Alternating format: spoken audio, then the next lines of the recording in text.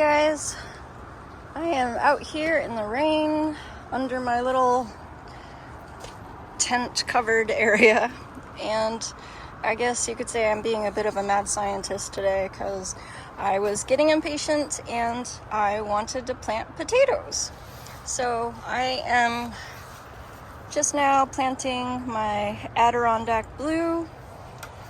I probably should have showed what I mixed, but basically the rundown is peat moss, perlite, vermiculite, some rice hulls, and then there is kind of equal parts general all-purpose compost, a little bit of steer manure, and some mushroom compost, and then also some just general potting mix.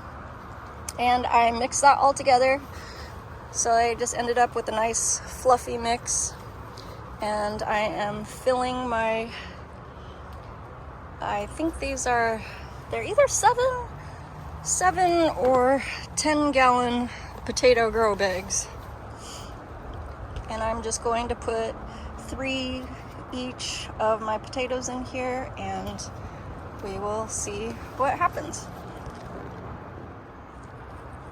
Okay, so I filled it pretty much all the way to the top, except for about 3 inches from the top so that I can fill it with hay. And I'll just have hay on there as my mulch, and then I will keep these outside.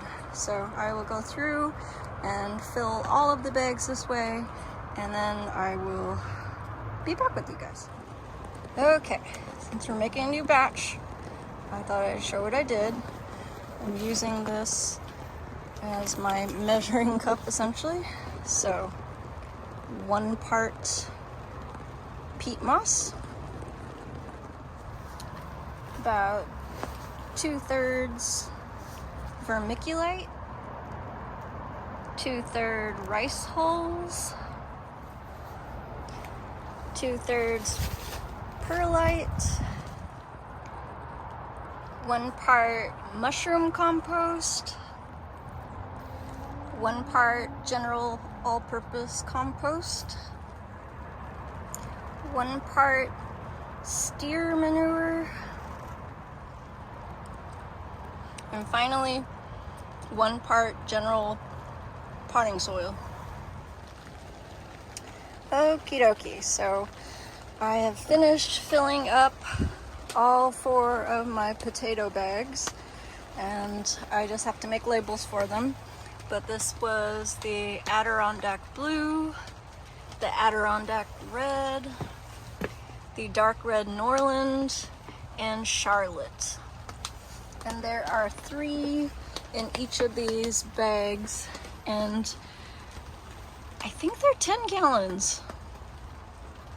I don't know, they're 7 or 10 gallons, but anyhow, I just have to put some hay on the top for mulch and put some actual tags in there.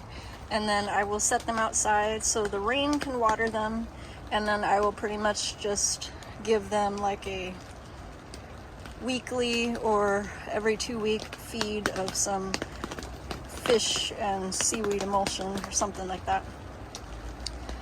But anyhow, I will have this as part 1 of a potato series.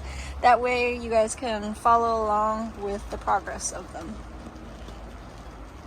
So let me just get the hay on them and those labels made, and that should be that.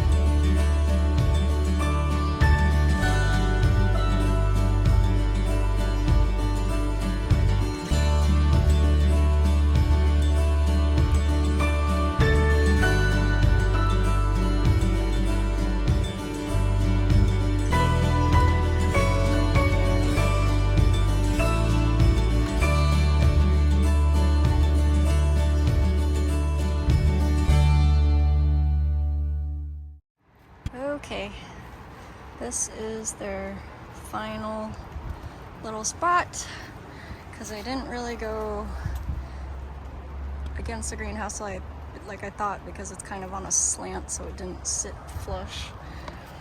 So they'll just go there, and we will check on them as they grow.